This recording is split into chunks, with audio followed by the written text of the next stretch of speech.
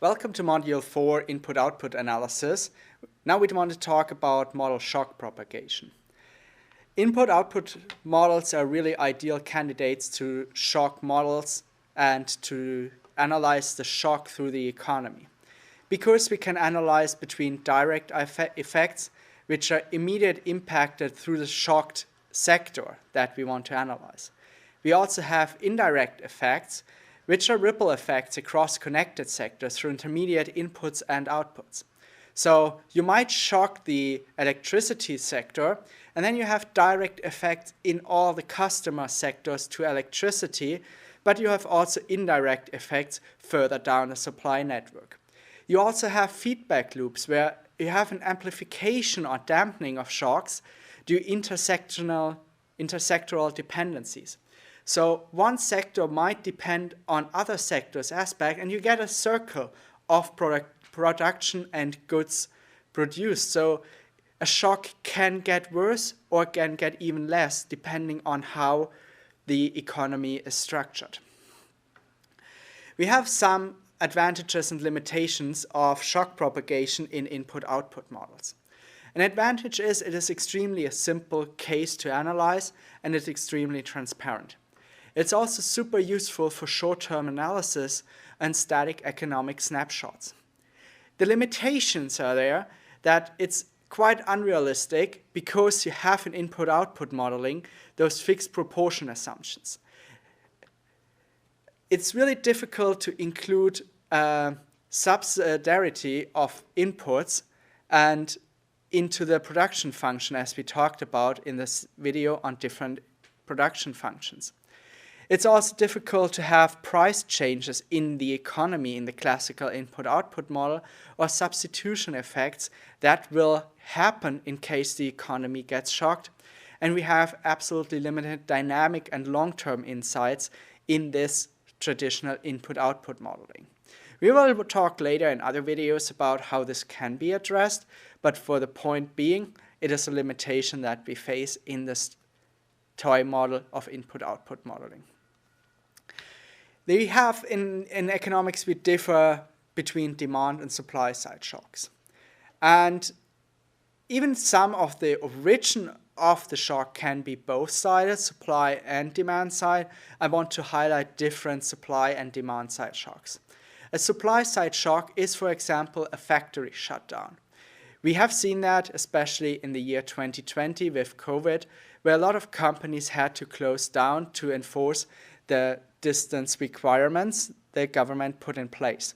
So we also see factory shutdown through strikes, through natural disasters, and all of those things where companies just stop producing. The pandemic, as I mentioned, was one of the cases of such a supply shock.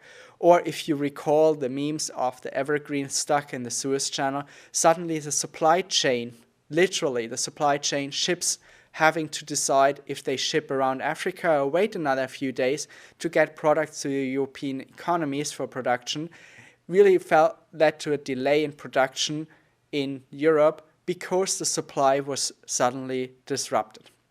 Demand-side shocks are also happening in the last decades. For example, governmental austerity, people having less money to spend through cuts in social security or wages will lead to a demand-side shock. People purchase less.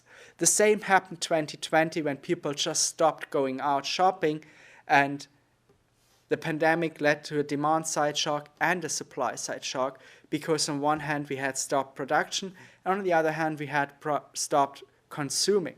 So putting both into place was demand and supply-side shock, and you have to encounter in shock analysis, you have to incorporate both phases of a shock. The supply-side shock impacts the matrix, the technical coefficient matrix A. The demand-side shock impacts the final demand aspect that we incorporated into our input-output models. In reality, we have to be, as I said, really careful how we model those shocks. If we take the example that Volkswagen, as one of the largest employers in Germany, would fire 30,000 people, for example. We, of course, have a reduction of value-added components assuming here at this point that, for example, through efficiency improvement or something like that, total output would remain more or less constant, but we suddenly have less wages paid.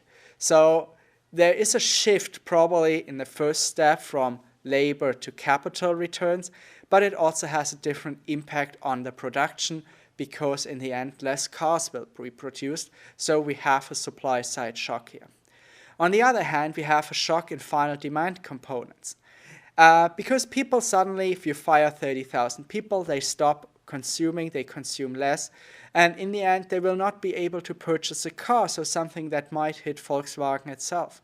And which is a really good example why to look with that and shock propagation on car manufacturing.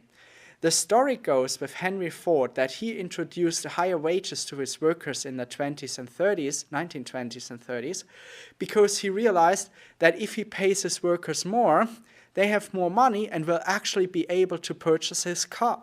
So you have those cascade effects of hiring and firing people on your own products.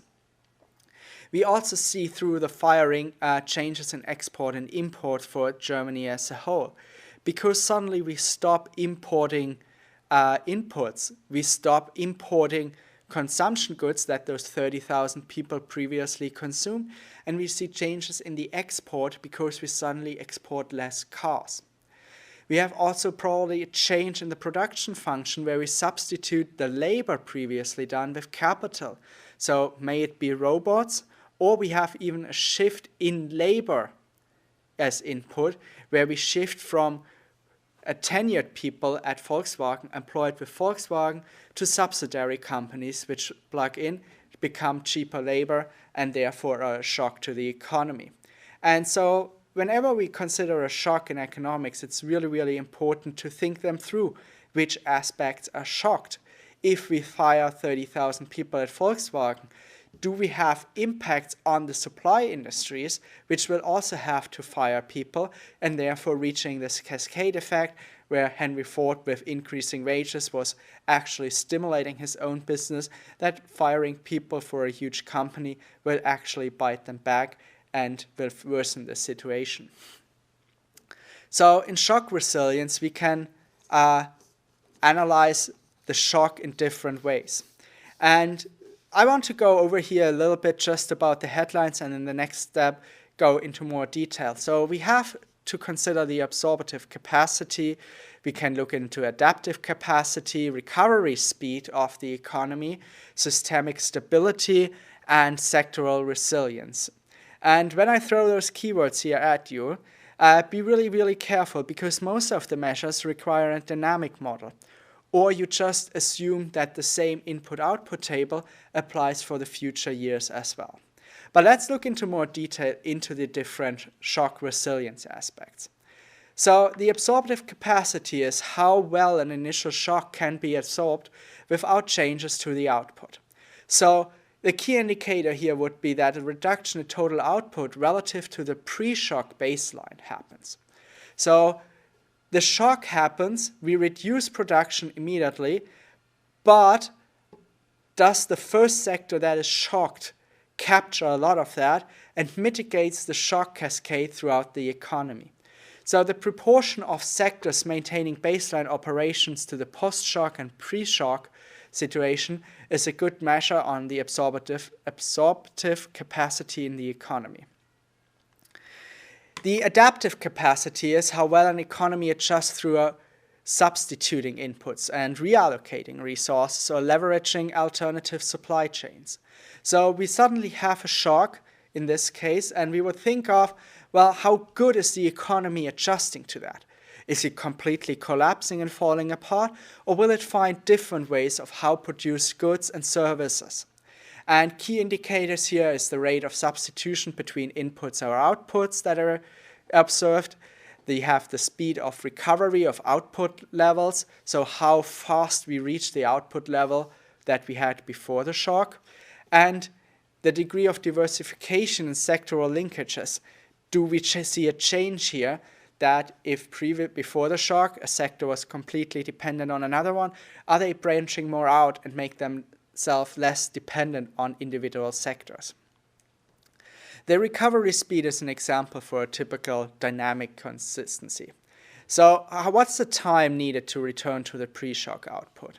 If you think back to 2020, how many weeks, months, or years did it take for the economy to come back to the output that was produced in 2019? So quite often we look at time series data that show the recovery trajectory of an economy, how fast they reach previous levels. We have sector-specific recovery time in response to external shocks. So, for example, if we have a subsidy in one specific sector, or we can recover a sector faster with subsidies or infrastructure repairs. A systemic stability is a little bit more. Because we have a single sector shock that propagates through the economy. For example, we target for some reason only the automobile sector in Germany. What is the effect on the whole economy? Is it really just the shock that happens, or do we have a magnitude of cascading failures of interconnected sectors?